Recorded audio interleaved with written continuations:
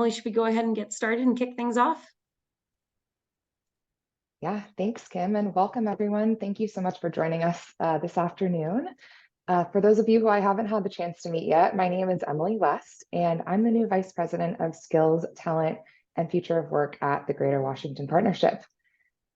In case you're unfamiliar with GWP, we're a nonprofit alliance of influential cross-sector employers in Maryland, Virginia, and DC. Together, we identify shared opportunities and challenges in the region, and we work together to offer solutions. Our primary goal is to champion economic growth and shared prosperity from Baltimore to Richmond in an effort to make our region the best place to live, work, and build a business. The partnership's skills and talent work is focused on developing and strengthening talent pipelines in the region to expand access to high growth and in-demand jobs. We partner with educational institutions and employers to identify talent needs and carry out initiatives to close those talent gaps in the region. When we think about workforce development, we think a more comprehensive approach is beneficial to both workers and employers. Given the drastic workplace shifts of the past few years, we know that there needs to be a renewed focus on how to provide opportunities for employees in their current workplace. So phrases like future of work and future of talent are now commonplace across the workforce development ecosystem. And we're excited to dive deep into these topics with our awesome panel of experts today. So what exactly is the future of work? Here at Greater Washington Partnership, we rely on a definition of future of work as equitable planning for talent pathways, attraction, retention, hybrid work trends, and their collective influence on the workplace. The partnership launched the Future of Talent Partner Conversation Series a couple years ago in 2021 to bring together representatives from regional employers to share information about their organization's leadership in talent acquisition, retention, and development. And in today's session, we're going to focus on that development piece, especially upskilling and reskilling efforts. Upskilling and reskilling may have risen to the forefront of workforce development buzzwords recently, but these initiatives are far from universal. We know that in order to ensure we have a regional workforce who's prepared for jobs of tomorrow, employers need to be investing resources in developing internal and external talent. So we're excited to be hosting 3 speakers from our partner organizations, Amazon, Capital One, and Northrop Grumman, who are here to share their company's unique efforts to upskill and reskill talent. You'll also hear how these innovative approaches promote equity and workforce development and curate pathways for individuals of all backgrounds to either advance in their current career trajectory or pivot to new exciting career tracks. I'm going to turn it over to my colleague, Kim Saro, to kick off today's conversation. And thanks again for joining us for this timely event. Great. Thank you so much, Emily, and thank you all for being here. We're going to dive right in on some questions, but before that, I'm just going to ask each speaker to introduce themselves, say their role and their organization. Shannon, why don't we start with you? Hi, thank you for having me. My name is Shannon Green. I'm with Capital One, and I am a senior director in our diversity organization. 8 weeks in, I just left our tech org, so I've got some, comments on both sides of the fence. So I'm looking forward to the chat today. Excellent, Shannon. Thank you so much for being here. Melanie, over to you. Hi, everyone. Melanie Harrington. I am at Amazon. I am the Director of External Strategies in our Inclusive Experiences and Technology team at Amazon. So glad to be with you. Looking forward to the conversation. Great. Thank you so much, Melanie. And last but certainly not least, David. Hello, everyone. My name is David Leal with Northrop Grumman Corporation. I have the pleasure of leading our diversity recruiting and workforce development organization that sits within our corporate talent acquisition umbrella. Thanks. Excellent.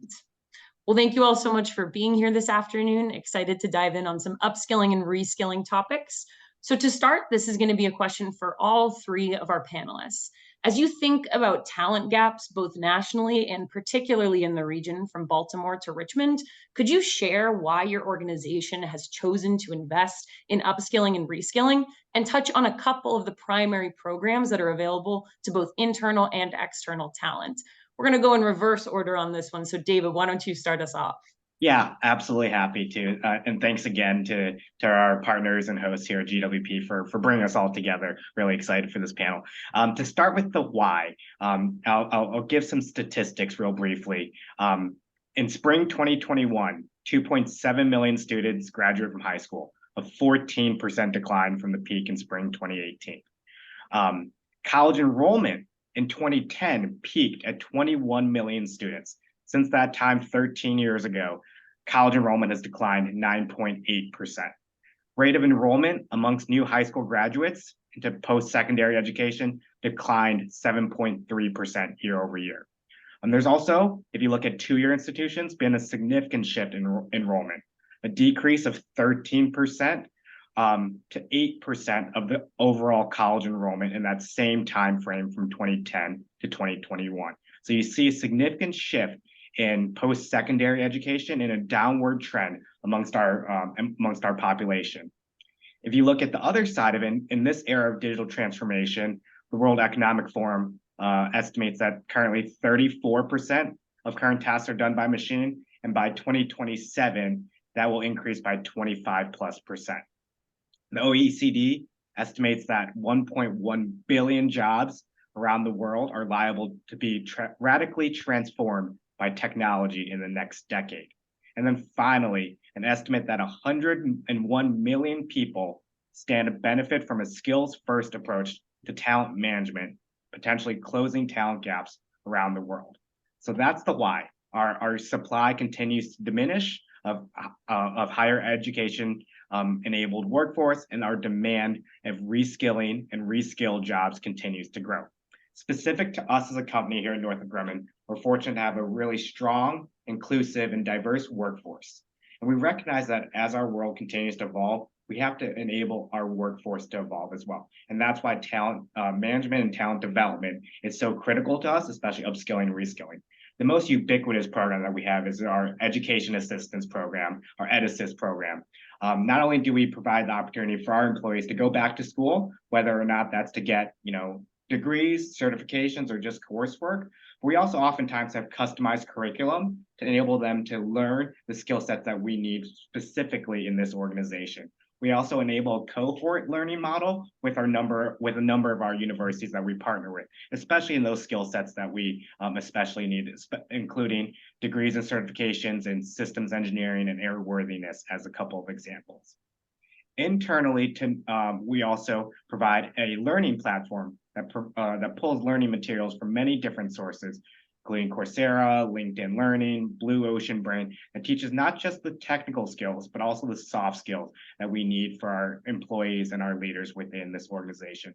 Those typically focus on short form material that can be picked up in a very short order. In addition to all of that, a couple of other opportunities that we have for our employees. We have developed an internal career development hub through our technical development team. It focuses, again, on growing and developing our employees, but beyond that, provides them guidance for career pathing. As an example, for a chief engineering role, which a lot of our employees aspire to, it shows not just the skills and job experiences, but provides those development resources to enable someone to put themselves in a position to be a chief engineer in the future. And then finally, looking external outside of Northrop Grumman, when we talk about upskilling and reskilling individuals external to our organization, we're really proud of a number of programs that we have. We have a number of Department of Labor registered apprenticeship programs to upskill individuals in everything that you can think of, from manufacturing, electronics assembly and test, composites, non-destructive test and inspection, and then ranging to cybersecurity, systems admin, facilities and maintenance, software development and test. A number of these programs are available nationwide, as well as in specific locations. Specific to the greater Washington region, we have an amazing cybersecurity and systems admin program that we developed originally in Colorado that we're picking and placing to enable our workforce in the greater Washington region in partnership with the Baltimore Cyber Range. And one final example for the group, we have a cohort education model we started very recently here in 2023 with a third-party software training provider to grow software skills for one of our teams in Florida. We're once again expanding that to grow embedded software talent in the Baltimore region, which is incredibly important to us. So we have a wide range of programs that we're proud to offer to both our employees internally, as well as to people external outside of the organization. Thank you so much, David, and thank you for that data to level set us and really bring us to this current moment. Melanie, we're going to go over to you next. What are some programs that Amazon offers for upskilling and reskilling, both internal and external talent? So I am going to refer to some notes as well. Because the amount of programming and the robustness of it is really quite extraordinary for the organization, both nationally, globally, but also in our HQ2 area in the DMV and Virginia. So let me just sort of review some, and what I share with you will be a sampling. It's not all of them. In a couple of areas, just to let you know, we have a kind of pathway that really begins at early childhood learning, continues through high school, up through community college to four-year degree program, post-graduation, if employment with us, in employment. And for those who are in a continual learning kind of mindset, they can continue the learning. So, just to start off with, one of our really premier programs is Amazon Future Engineers, which is a really billion-dollar investment over a number of years across a number of countries with millions of people that are involved. In the Virginia area, the investment is 4.9 million. And will involve a number of different partnerships with different organizations across that educational spectrum. It is a program that really focuses on high quality computer science curricula. It focuses on the educators of this curricula as well. And then there are other programs where we have a different sort of experience where we rethink the environment in which the child is learning or the student is learning. So the decor through our Think Big space at Wakefield High School, for example, in Virginia, in Arlington, where it's like an educational incubator focused on tech.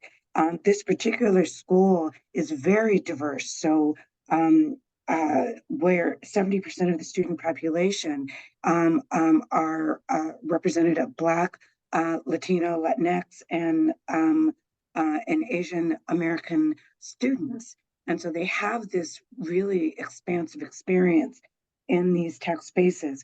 The other thing in our programs, as I jump around to these different programs, is the level of employee engagement in the learning. So as a result of the experience people are having through these programs, they not only have the learning experience, they have the connection. And then the other thing that we're looking at are the apprenticeship programs. So there are apprenticeship programs like our Amazon Jumpstart program, where people can come in for a set period of time and have a real world, real time kind of experience. And part of that is complemented with in-classroom education as well. And then there are programs that we are working on with our HBCUs, one with Howard University in particular, where there's in-classroom, there's support for the students, there's curriculum sort of design and development, and there is a focus on different areas in the STEM fields. And then also, I do want to talk about the statewide cloud computing degree pathways initiative, in which Amazon, utilizing some AWS curricula designers, are coming in with our Virginia Community College and also with a four-year degree school, George Mason University, to create cloud computing kinds of programming. So for the beginning of that education, to actually a degree in that program. And then after that degree program, there's also some stackable certifications that can be acquired. So that's just an example of some of the programming that we're doing.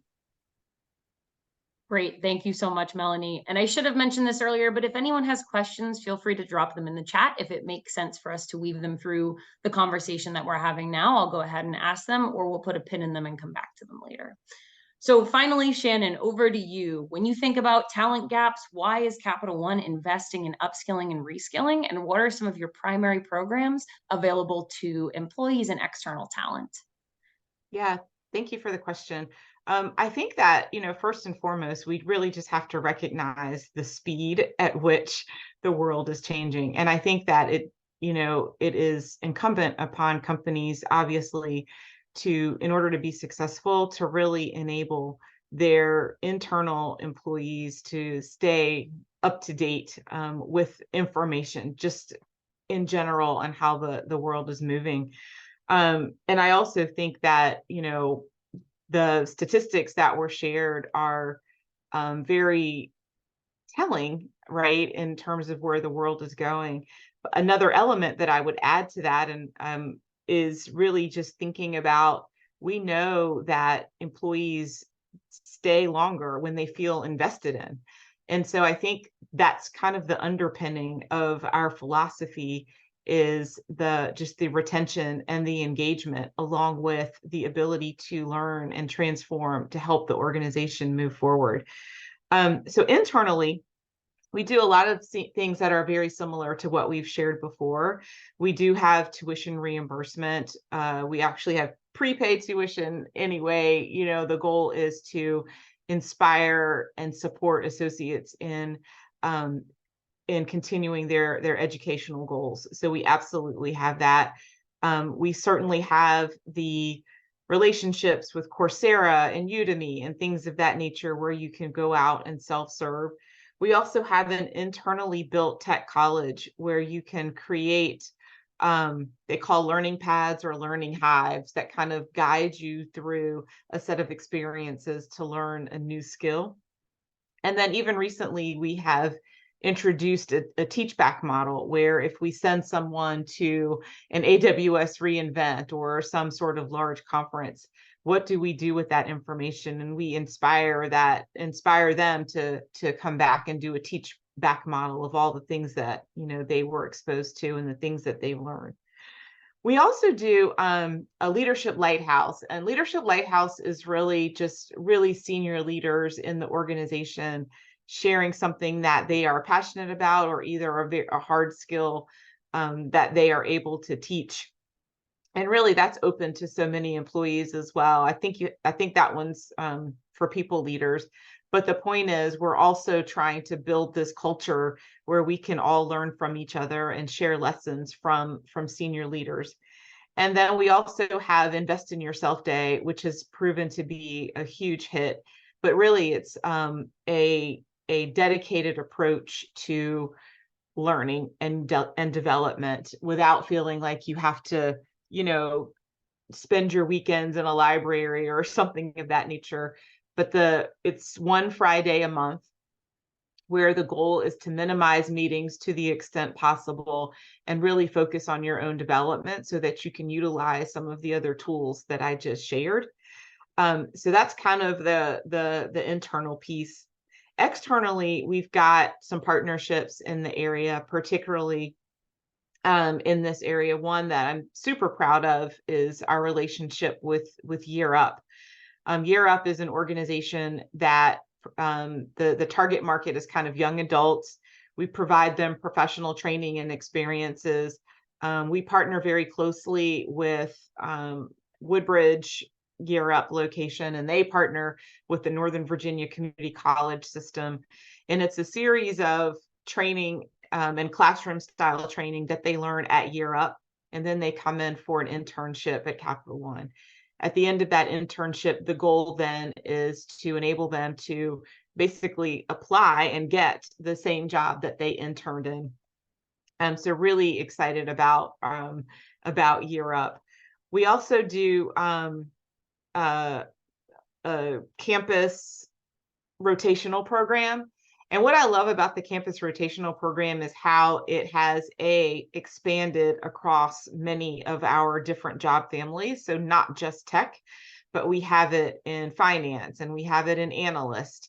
And we basically bring people in for an internship over the summer Best case scenario is at the end of the internship, you are actually offered a job. And I believe we're very close to having like a 90% accept rate in that area. Once you end your internship and you get accepted, then you're introduced into our development program where you come back after graduation. And it's a 2-year rotational program. So you get the opportunity to experience a lot of different people and skills and projects and areas of the company before you kind of just have to decide, where you want to hunker down and start your career. And I love that because, again, it crosses many, many different job families. Tech specifically, we started out with a tech development program. But what we realized is, again, technology is changing so quickly. And so we've actually opened that up, and we call this one CODA. CODA does the same thing. It goes into the colleges. However, instead of recruiting your software engineer majors, we work with all kind of STEM fields because the skills are transferable and the aptitude is the same around science and math and those things.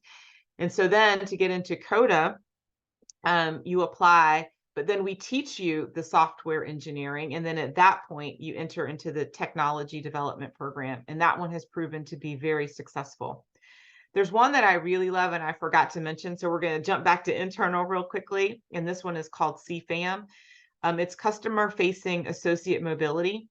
So basically, this program is designed to take our folks, because Capital One, we're a bank, so we've got branches and cafes and call centers and all the things that talk to the public.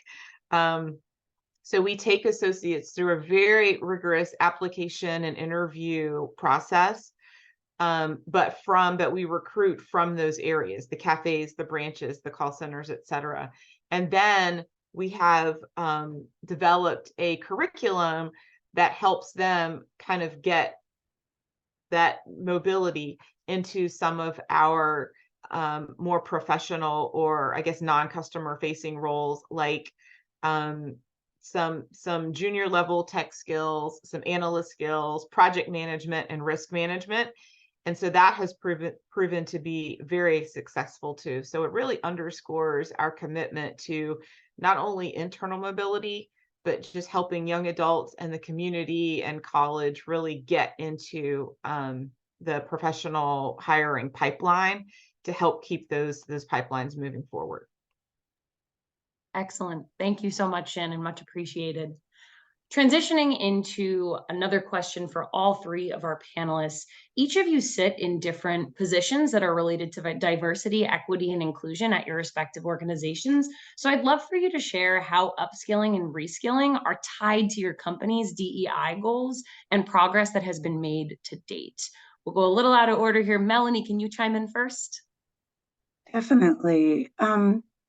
So I should probably take a step back and just sort of say, given our investment in HQ2 in Virginia, we have a leadership principle at Amazon with broad scale comes broad responsibility. And so with that responsibility, we know that an investment in the development of the workforce around us will not just serve the organization, but the region as a whole. And so as a result of that, the complement of things that we're bringing to the region, including the investments in some of the statewide programs, the educational institutions, the nonprofit organizations that support these kinds of programming, is very important to us and the community that we live and play in. So I wanted to say that because one of the reasons for the big investment here in this area is because of the potential of the workforce, but also the diversity of the region and the diversity of the kinds of offerings and skills and jobs that are here. So with that, I wanted to just sort of share an internal program that we have for employees called Career Choice. And through Career Choice, it's also a prepaid tuition-based skills training program. It's not just around tech skills, but allows our operations staff in particular a pathway, supportive developmental experiences, that funding that's needed to get those experiences, time to learn and to grow their careers from that facilities experience all the way through the organization. And so, and one of the things that we have is in the Virginia area, we have, let's see, so since launch in 2012, we have 150,000 participants. In Virginia, we have 1,000 plus that we are hitting for 2023, and that is growing. So I wanted to kind of double down on that in terms of the things that we are doing, the progress that we are making. The other thing that I should talk to you about, there is an AWS Skills Center. It's available to our own employees. It's available to the community for free education where people can come, ongoing learning experience for both children and also adult learners. So these are just some of the ways in which we are making this investment.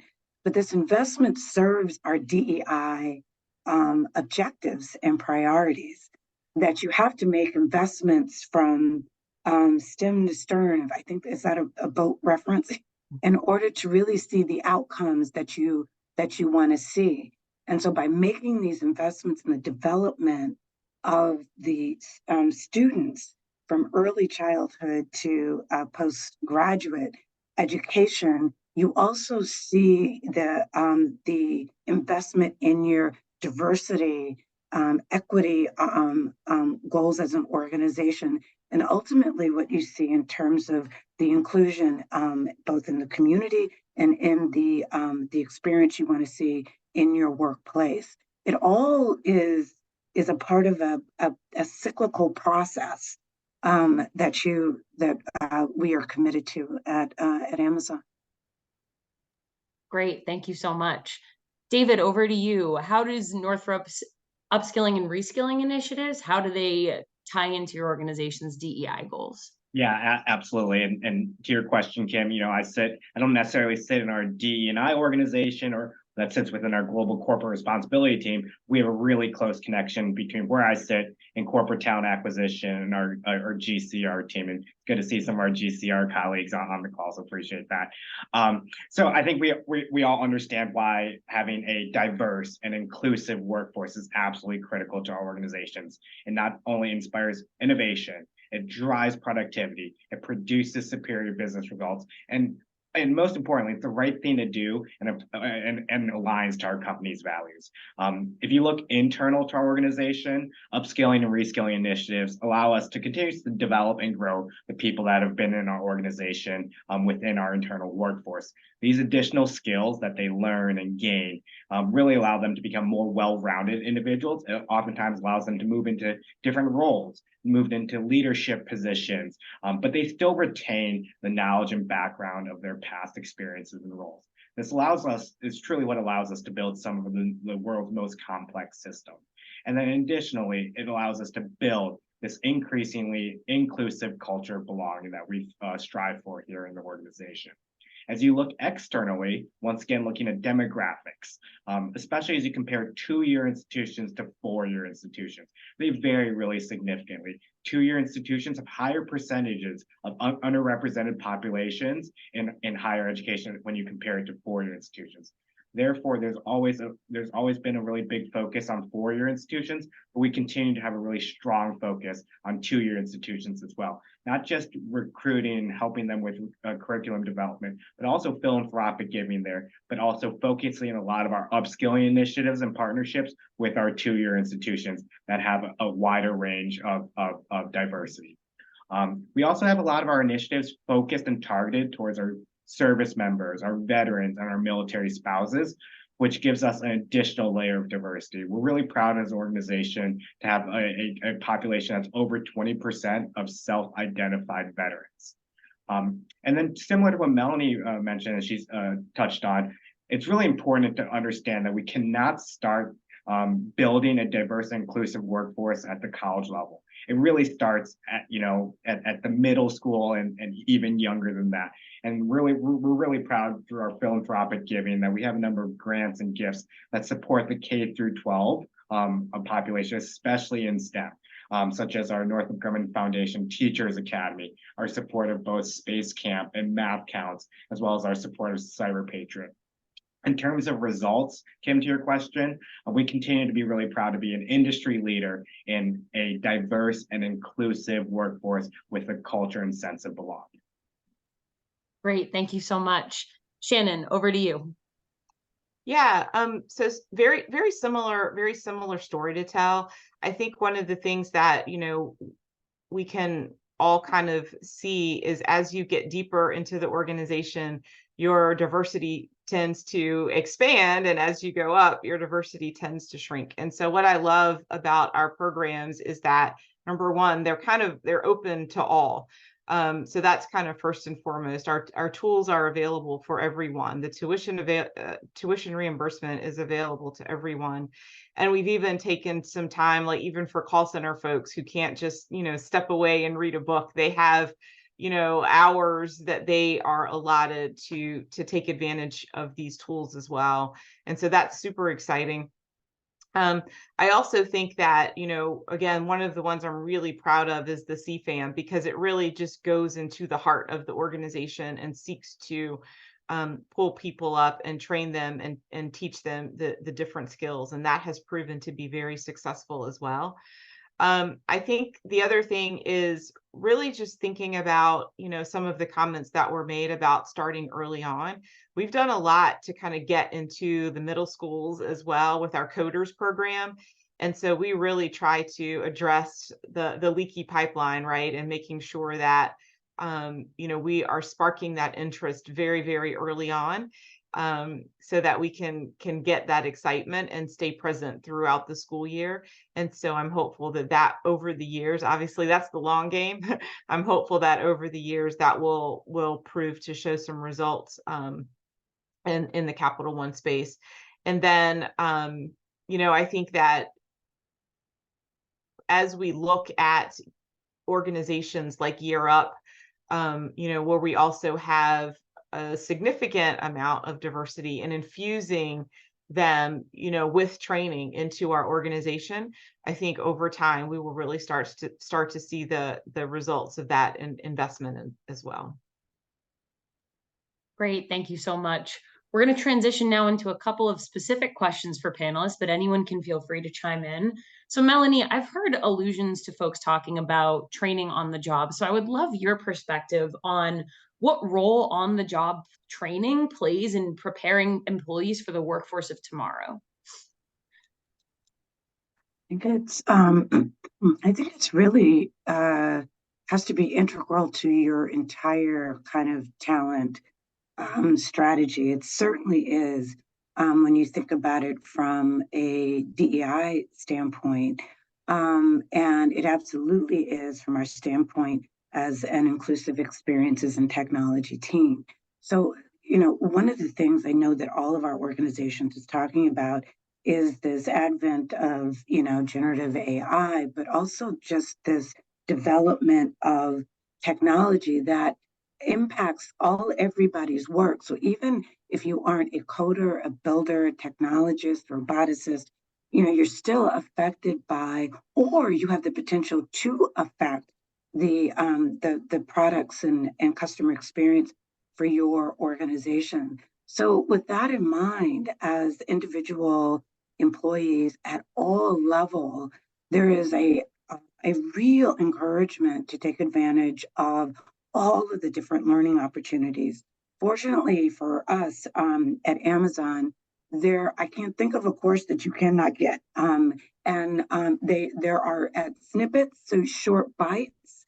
There are longer immersive programs up to certification that you can get through programming that is included for employees. You can work with your leader in ways to take those programming, because you have to think about, we do this at broad scale across the entire organization.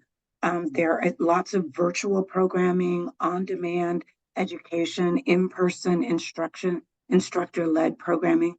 You know, one of the other things that we are doing is, as the folks that really lead our DEI efforts in the organization, also making sure that we are doing our own development and learning as well, so that around the technology, around AI. So we're seeing more of that being developed and designed.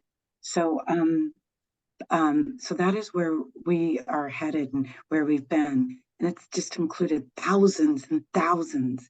I guess at this point, it has to include over 1 million employees throughout Amazon. Great, thank you so much. And so when we think about AI and machine learning, Melanie, I'm going to transition now over to Shannon. So we all know, again, AI and machine learning, they are taking center stage in workforce development conversations. Everyone wants to know how this is going to impact their employees. How is Capital One approaching upskilling and reskilling initiatives, considering anticipated trends in AI and machine learning? I think the short answer is slowly. But I think there's also a reason behind that, right? So a couple of years ago, we started a machine learning center of excellence. We actually created a new job family that we did not have before for machine learning. And we're really starting to, I won't even say starting, but we're really diving into how that can be used across, all of our different functions, particularly kind of predictive analytics, right? And being able to ward off what customers might need to ask and get them handled quickly and efficiently, because we've used data and machine learning to kind of understand, like, oh, you shopped here. Oh, you just returned it. Oh, you bought it again. Like, there's got to be something going on, right? And try to use that intel in a way that helps us create a more seamless customer experience, right? And so, I would say that anytime you call Capital One, you can hear those advancements and just kind of understanding, like, oh, they know who I am. Oh, wait, they know what type of, card I have. Oh, they saw it just got declined. Like, we are continuing to build that muscle to learn how to implement that for customer experience. I would say AI is a little bit of a different animal. We have, and obviously, banking is a very highly regulated industry, number one. And number two, we've all read in the news the bad things that can happen if, AI isn't handled responsibly. And so again, the answer is slowly. We have hired a chief technologist who is very well versed in AI and really just helping us slowly but responsibly think about how it can be best used in our business. And so I would say, from an internal mobility or training and upskilling in AI, we're just not quite there yet, but we are really being thoughtful and very meticulous about how we go about implementing it. A, because we know it can go off the rails, it could go poorly. But B, we just have to be super careful about this in our highly regulated environment. So I can only imagine, next year when we have a really great plan of how it's going to be used, the guardrails and the cautions that need to be in place. I can only imagine we will certainly have this baked into our certifications and learning modules as well. Great. And David, over to you. When you think about upskilling and reskilling initiatives at Northrop Grumman, what are some factors that go into how you allocate resources, financial or otherwise, to these particular efforts? Yeah, absolutely. It's a great question, Kim, and I think we're all acutely aware there's a finite amount of resources that we have to be very diligent to allocate appropriately. I'll look at two different pieces of it. First, our philanthropic efforts, right? So our philanthropic efforts are not just the foundation, but beyond our Northrop Grumman Foundation. They're focused on building those meaningful partnerships that transform our local communities, the communities where we live and work in. And so through our company giving, our NG Foundation, and in addition, I'll mention our employee giving as well. And that's an important part of who we are and what we do. We focus on STEM education, military and veterans, health and human services, and the environment. Our NG Foundation specifically is dedicated to increasing STEM educational opportunities for students so they can fill future workforce needs for talented and diverse professionals.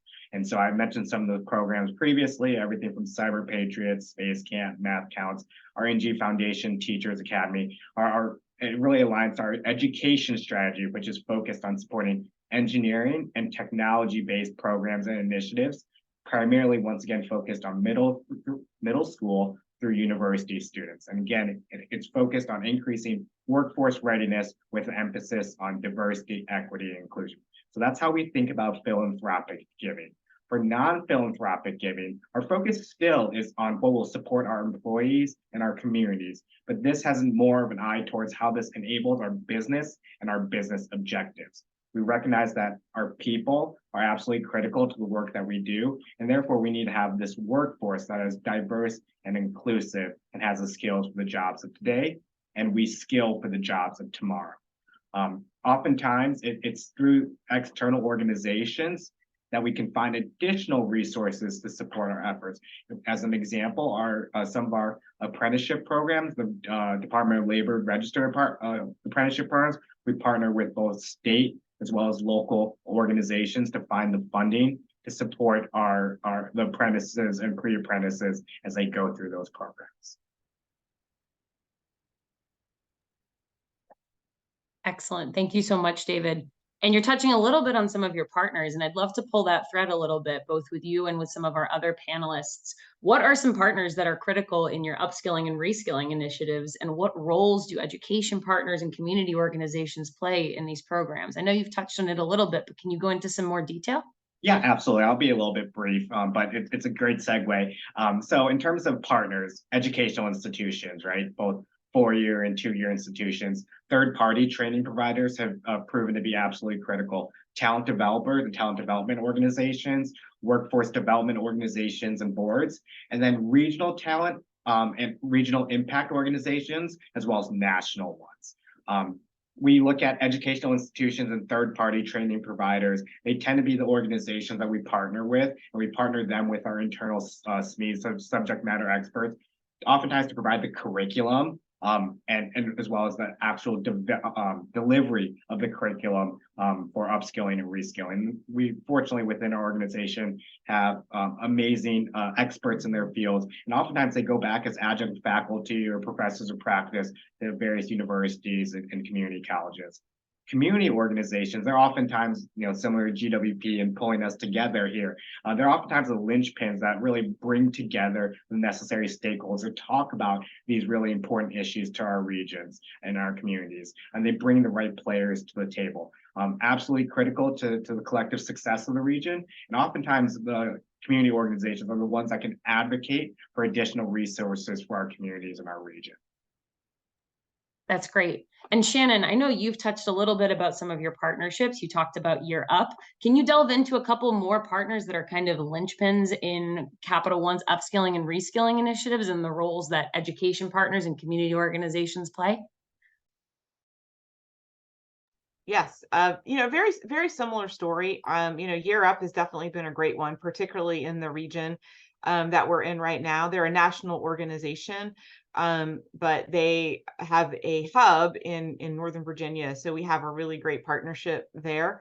I would say we really rely on our middle school network, our schools, to help that, early in the process, early in the pipeline. So we really spend a lot of time with our middle schools and building the relationships there.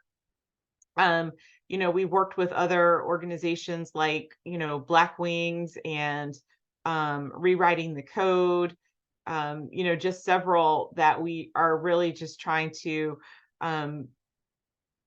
just be good partners and help and fill the need and fill the void of where we can institute our learnings, provide mentorship, provide resume review. Like we do all of the things, and to me it's super rewarding, and it helps to just really build and edify our pipeline. And then I would just, underscore relationships like this with Greater Washington Partnership, and just really being able to spread the word about how, Capital One does invest in the community, how we kind of leverage the learning to any extent possible, share the learning, and make sure that we are being just good players in the neighborhoods that we work and serve. Excellent.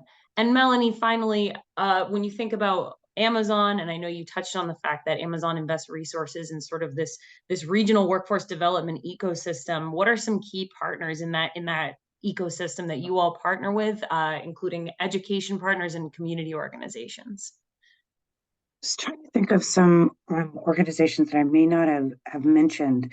One of the things that we do, because we're here, is really trying to create a broad um, um, uh, scope of relationships across this pathway that's necessary from early childhood to post-employment.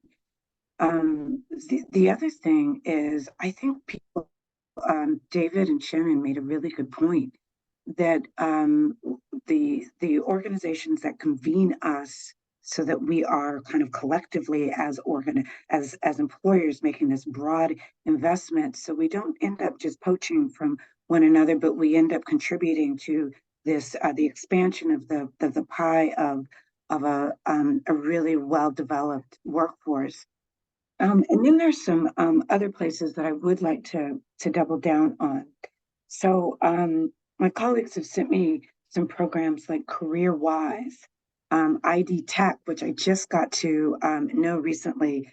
A young person from the program came to CBC with us. We did a panel discussion and participated in the program. University of Maryland, I mentioned Wakefield High School and Code VA and the different universities. So the NOVA and of course the HBCUs in the area like Howard and even Hampton, and our employee resource groups are also involved in many ways in some of the programming that we do. So these are just some. I have to say, it's like a list. I feel like there's a list of 100 that I haven't told you about, but we're really committed to finding those gems of opportunity and making those investments and seeing how we can really convert them to employees for all of the different employers and Amazon too. Excellent. There's one that I didn't mention, and David alluded to it. We also have a relationship with Hiring Our Heroes, which I think is really, it's really cool. It's basically taking military professionals and their spouses, which I love that element about it, because we know for the military spouse and the bouncing around, it's really hard to like establish some career roots. And so we have a transition program that starts as like an 11 or 12-week internship that really helps to transition from military life to civilian life. And what that has forced, which I love, is a conversation around how do you articulate on behalf of the person, how do you articulate the transferable skills from military life to the corporate world, right? So project management and all of risk management, all of those things. So I'm really proud about that one too. And we also offer that to the spouses. So that's a really great one. We have partnered with them in conjunction with our business resource group called Salute, who is our business resource group of military, ex-military, et cetera. And so just love that connection there. Again, it's all part of the diversity play. It's all part of the upskilling and reskilling. I mean, I just think it's a really great program that we partner with for our folks. Great. Thanks so much, Shannon, for chiming in there. I want to encourage folks to put any final questions in the Q&A as we reach our last couple of minutes here. We got a question about HBCUs in Maryland and whether anyone knows whether your institutions have relationships with any of the HBCUs in Maryland, for example, Bowie, Morgan State. Does anyone want to chime in there? Any particular partnerships? Yeah, we have we do some programs with Morgan State. I don't have the specifics, but I will say that our stores organization has done some programming. Now, when you think of stores, one of a big team in stores is robotics. So going in with different kinds of opportunities for the students at Morgan State. And then, a really big component of that are how do we convert people to internships and then ultimately to employment at Amazon. But the leave behind will be the connections that the students have made, the teachers, the professors, the educators have made, the development of the curricula in this arena for in the schools. And so I think those investments are constantly growing. Of course, I mentioned Howard in the DC area. So we have, I know, well over 40, probably approaching 70 different kinds of partnerships and relationships with HBCUs sort of generally. But those are the ones that I can speak to, but I'm sure we could follow up with others too.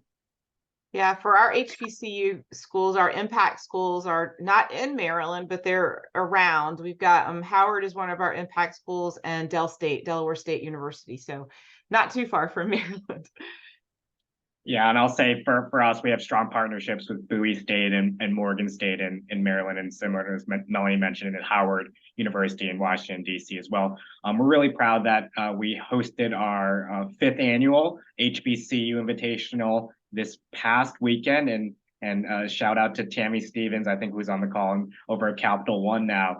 She started the HBCU Invitational here in Northrop Grumman, so that's where we invite students from HBCUs across the country to join us here at one of our campuses for a networking and hiring event to try to continue to grow that pipeline.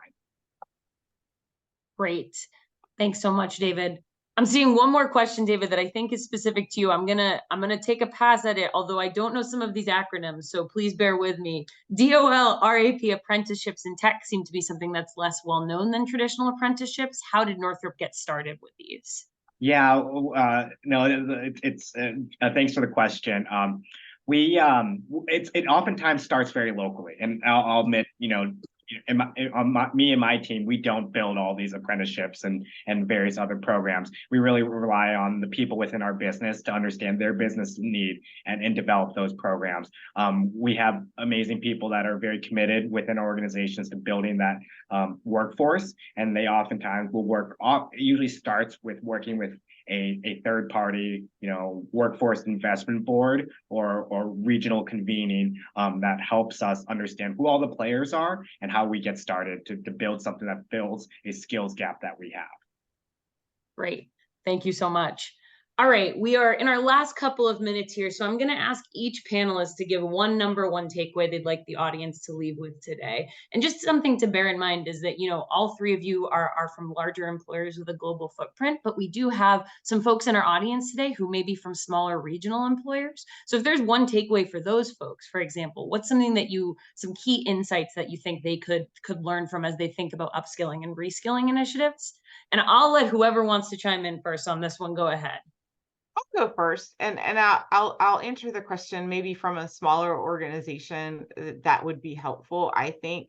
But first and foremost, it's like make the time, right? We are all just like, yeah, I don't know about you guys, but it's I feel crazy town a lot of the time, and I think that we always say we invest in our employees. Go learn this. There's so many opportunities.